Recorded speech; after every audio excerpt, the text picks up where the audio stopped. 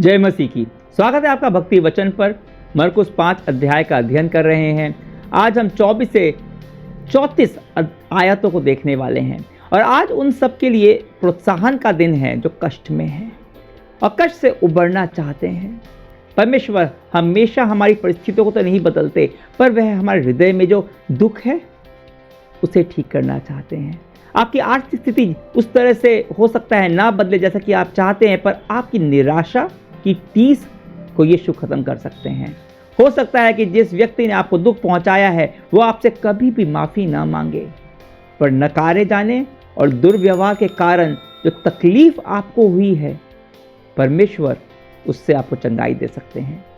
आपके द्वारा किए गए पाप या दुष्कर्मों को आप नहीं बदल सकते, और उसके कारण जो आत्मग्लानि है, अपराध बोध है, यीशु उसे ठीक कर सकते हैं।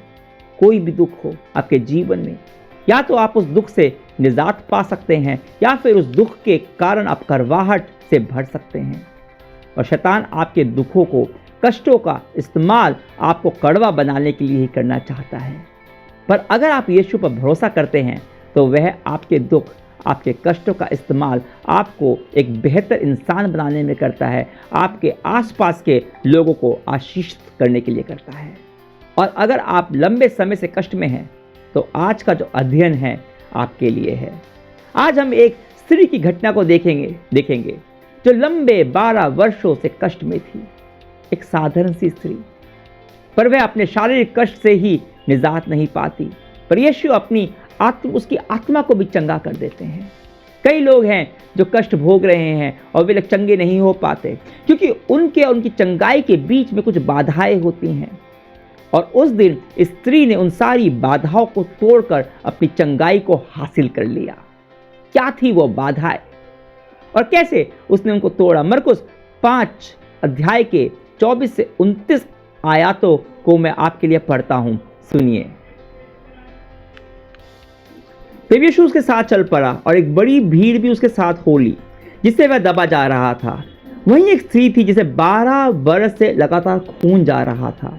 वह अनेक चिकित्सकों से इलाज कराते कराते बहुत दुखी हो चुकी थी। उसके पास जो कुछ था सब खर्च हो चुका था, पर उसकी हालत में कोई भी सुधार नहीं आ रहा था, बल्कि और बिगड़ती जा रही थी। जब उसने यीशु के बारे में सुना तो वह भीड़ में उसके पीछे आई और उसका वस्त्र छू लिया। वह मन ही मन कह रही थी, यदि मैं तनिक भी इसका वस्त्र छू पाऊं तो ठीक हो जाऊंगी। और फिर जहां से खून जा रहा था वह स्रोत तुरंत ही सूख गया। उसे अपने शरीर में ऐसी अनुभूति हुई जैसे उसका रोग अच्छा हो गया हो।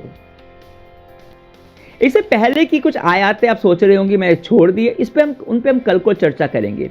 उनमें लिखा हुआ है कि कोई यीशु को कहीं लेकर जा रहा था और एक बड़ी भीड़ भी उसके साथ है जिससे वह दबा जा रहा है।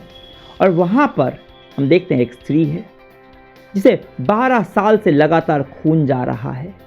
इस स्त्री से हम समझते हैं कि क्या वो मानसिक रुकावटें, बाधाएं रही होंगी उस स्त्री के मन में, जो हमारे मन में भी होती हैं, जो हमारे दुख को, हमारे कष्ट को ठीक होने नहीं देती, जो हमें निराश करती रहती हैं। सबसे पहली रुकावट जो स्त्री के थी वो थी भीड़। पहली बाधा थी भीड़। यीशु भीड़ से दबा जा रहा था और वह स्त्री भीड़ में कहीं खोई हुई थी। सोच रही होगी, इस भीड़ में मैं यीशु तक कैसे पहुंचूंगी? क्या इस भीड़ में यीशु मेरे पर ध्यान देंगे? हो सकता है आपको अपने आप को कई बार ऐसा लगता हो कि आप भीड़ में खोए हुए हैं और आप लोगों के बीच में हैं और बीच में होते हुए भी अकेला महसूस करते हैं। लगता है आप पर कभी कोई ध्यान नहीं देगा। सोच रहे होते हैं कि मेरी कोई परवाह करता भी है कि नहीं। और इस घटना में मैं आपको ध्यान दिलाना चाहूँगा कि यीशु ने उस पर ध्यान दिया, उसकी परवाह की। वो आपकी भी परवाह करते हैं। दूसरी रुकावट थी आशा की कमी। बहुत सालों से बेचारी तड़प रही थी। 12 सालों से, लंबा समय होता है 12 साल। लंबे समय से ऐसा चल रहा था, बहुत ही निराश थी। हो सकता है आप भी लंबे समय से निराश हैं, पर इसका अर्थ यह नहीं है कि आपका जीवन ऐसा ही चलता रहेगा। आपको लगेगा कि इतना लंबा समय हो गया, कुछ भी नहीं बदला, ऐसा ही होने वाला है, ऐसा ही चलने वाला है। पर मैं आपको बताना चाहता हूं, निराशा एक मानसिक बाधा है। यह शैतान का शिकंजा है जो आपको बेड़ियों में जकड़ कर रखता है। मैं कई बार निराश हूं, कुछ नहीं हो सकता, कई बार निराश हुआ हूं। स्त्री ने कितनी बार अपेक्षा की होगी कि शायद यह चिकित्सक मेरे को ठीक कर देगा, पर क्या हुआ, उसके हाथ केवल निराशा लगी थी।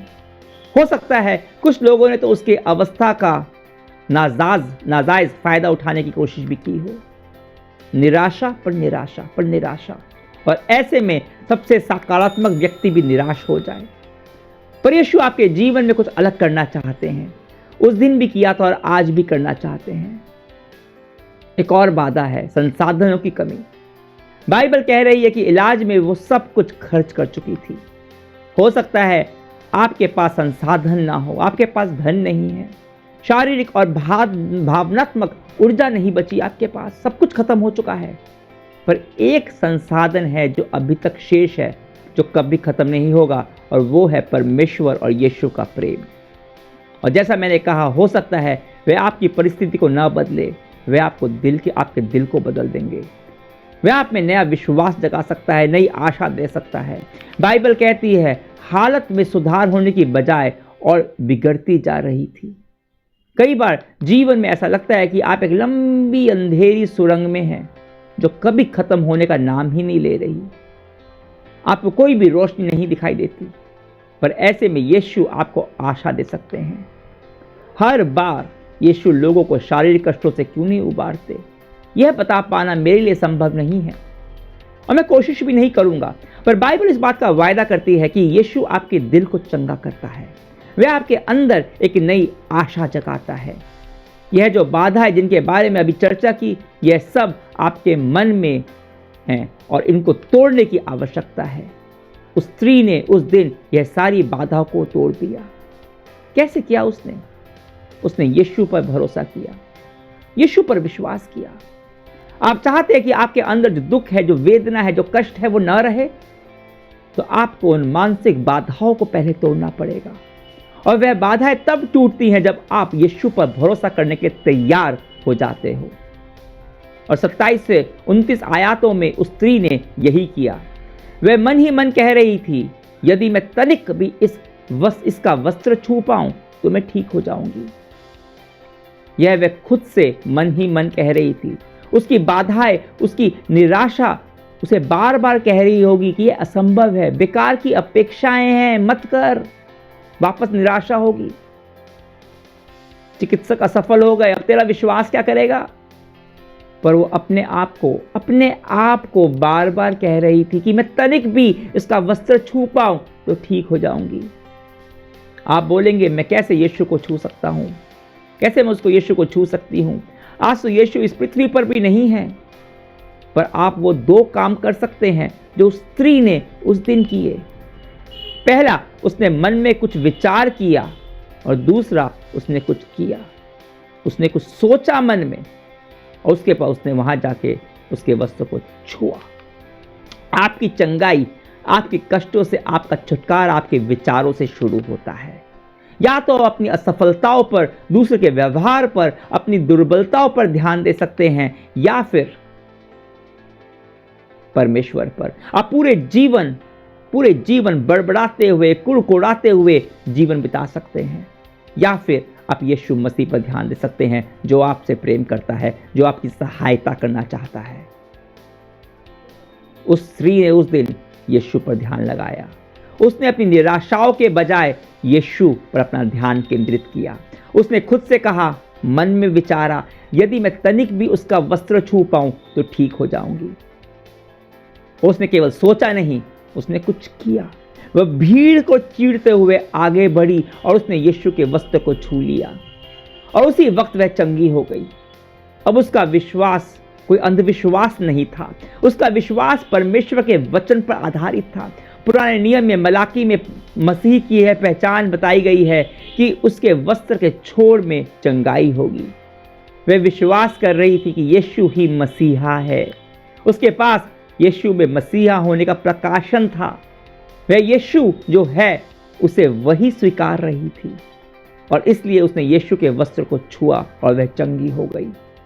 परमेश्वर की जो प्रतिज्ञा है पुराने नियम में, वह पूरी हुई। जब आपके विचार, आपकी सोच परमेश्वर के वचन के अनुसार होती है, जब वचन के द्वारा आपके पास यीशु मसीह का प्रकाशन होता है, तब आप वचन में उसकी प्रतिज्ञा को अपनाते हैं और अपने मन में और जुबान से उसकी घोषणा करते हैं और यीशु पर निर्भर होते हैं, तो आप यीशु के हृदय को छूते हैं और आपके जीवन में परिवर्तन आता है। आप उसके हृदय को छू सकते हैं। भाइयों और बहनों, कहाँ है जहाँ आपको कष्ट है, उसे यीशु ठीक करते हैं। उस स्त्री ने भी यही किया और वह चंगी हो गई। पर अभी और भी कुछ शेष था, कुछ बाकी था। देखिए 30 से 34 आयतों में क्या होता है। यीशु ने भी तत्काल अनुभव किया जैसे उसकी शक्ति उसमें से बाहर निकली हो। वह भीड़ से में पीछे मुड़ा और पूछा, मेरे वस्त्र किसने छुए? तब उसके शिष्यों ने उससे कहा, तू देख रहा है भीड़ तुझे चारों तरफ से दबाए जा रही है और तू पूछता है मुझे किसने छुआ? किंतु वह चारों तरफ देखता ही रहा कि ऐसा किसने किया। फिर वह स्त्री है जानते हुए कि उसको क्या हुआ है, भय से कांपती हुई सामने आई और उसके चरणों पर गिरकर सब सच सच कह डाला। फिर यीशु ने उससे कहा, बेटी, तेरे विश्वास ने तुझे बचाया है, चैन से जा और अपनी बीमारी से बची रहे। जब भी आप यीशु पर निर्भर करते हैं, जब भी आप उससे कुछ लेते हैं, वह थम जाता है और आपकी तरफ देखता है। उसका ध्यान आपकी तरफ जाता है। पता है क्यों? क्योंकि जब आप परमेश्वर पर निर्भर करते हैं, जब आप उस पर भरोसा करते हैं, जब आप परमेश्वर से कुछ लेते हैं, तो आप परमेश्वर को परमेश्वर होने का आभास दिलाते हैं, आप उसकी महिमा करते हैं। इसलिए यीशु रुक गए और पीछे मुड़कर देखा और बोला, मेरे वस्त्र किसने छुए? और वह स्त्री आकर उसके चरणों पर गिर गई और सब कुछ सच सच उसने बता दिया। उसने बताया सब कुछ। और इतनी भीड़ के बावजूद, यीशु कहीं जा रहे थे, इसके बावजूद यीशु ने उसे सुना। क्या यीशु को पता नहीं था उसकी कहानी? उसकी कहानी पूरी तरह पता होगी, यीशु अंतर्यामी है।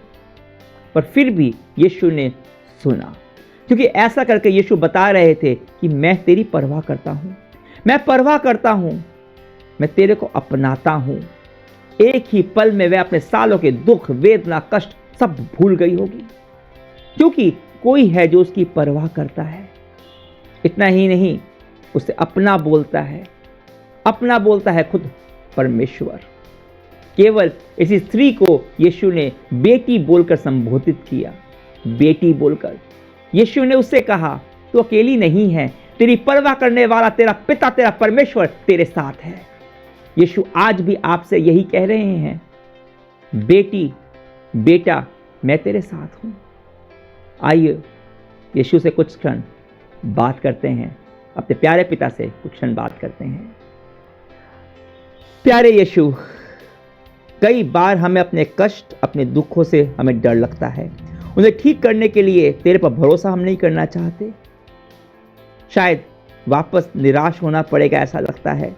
शैतान हमें ऐसा बताता है, पर समस्या हमारे विचारों में है और केवल तेरा वचन ही हमारे विचारों को बदल सकता है। हमें यीशु तेरा प्रकाशन चाहिए, जैसे कि उस स्त्री को था। हम तेरे से लेना चाहते हैं वो सब कुछ जो देने का वायदा तूने हमसे किया है, पर हमारी खुद की निराशाएं, खुद की सोच बाधा बन जाती है। हम विश्वास नहीं कर पाते। यीशु, हमें अपने वचनों के लिए, उसके लिए जो वचनों के लिए हमारी भूख बढ़ा, प्यास बढ़ा, अपने वायदों के बारे में बता, तेरे पर भरोसा करना सिखा। धन्यवाद, तू हमारी परवाह करता है, हमसे प्रेम करता है। अपने प्रेम और अनुग्रह का प्रकाशन हमें दे। यीशु तेरे नाम से प्रार्थना करते हैं, आमीन। कल हमसे फिर जुड़िएगा, जहाँ पे हम एक और चंगाई देखने वाले हैं। तब तक के लिए आज्ञा दीजिए। परमेश्वर की महिमा हो।